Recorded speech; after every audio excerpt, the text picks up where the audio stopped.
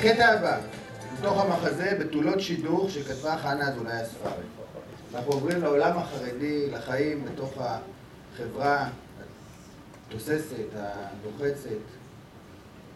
חיה ורחל, החיות הגרות במאה שערים, חושפות את הפחדים, הקנאות, התקוות והסודות בלילה אחד. משחקות שיראל כהן וחלי בן מלך.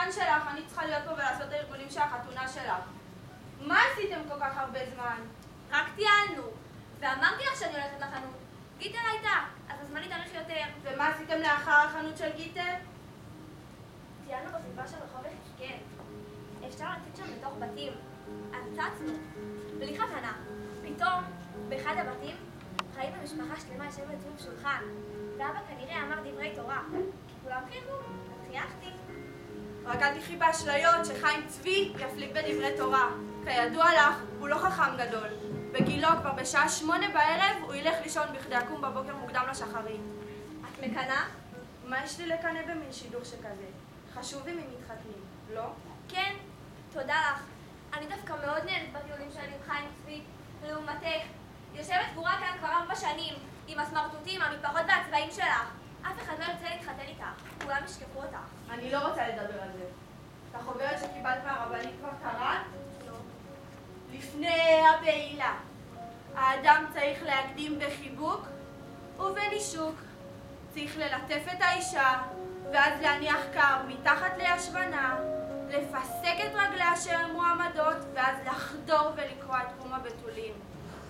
ואם זה כואב, אז מפסיקים לרגע. כי זה מאוד כואב. את מדברת בפריצות ובחוסר כבוד אליי! מותר לו לאדם לעשות עם אשתו ברצונו. הוא למעלה והיא למטה. זו דרכו של העולם. מה יש לך בתוך המזוודה? כלום. כולה מזוודה אחת פשוטה וקטנה שיש לי, ואני לא רוצה שאף אחד ייגע בה. את יודעת? את זוכרת שסיפרתי לך על הפגישות שלי עם חיים צבי? את והפגישות שלך. די, באמת. כשאני עם חיים צבי אני רוצה לחזור הביתה כמה שיותר מהר. תמיד נכנסות לי אבנים לנעליים וגורעות לי את הגרביים. בגללו, כל שבוע אני צריכה לקנות גרביים חדשות. אני תמיד חוזרת עייפה מהטיולים בכיכר השבת. והוא תמיד מתנשף ומחרחר עד שאנחנו מגיעים לסוף העלייה. ואז הוא מוציא את המטפחת שאני רקמתי לו ומקנח איתה את האף כמו איך. אז אל תתחתני איתו. אז מי יתחתן איתי? בואי הנה.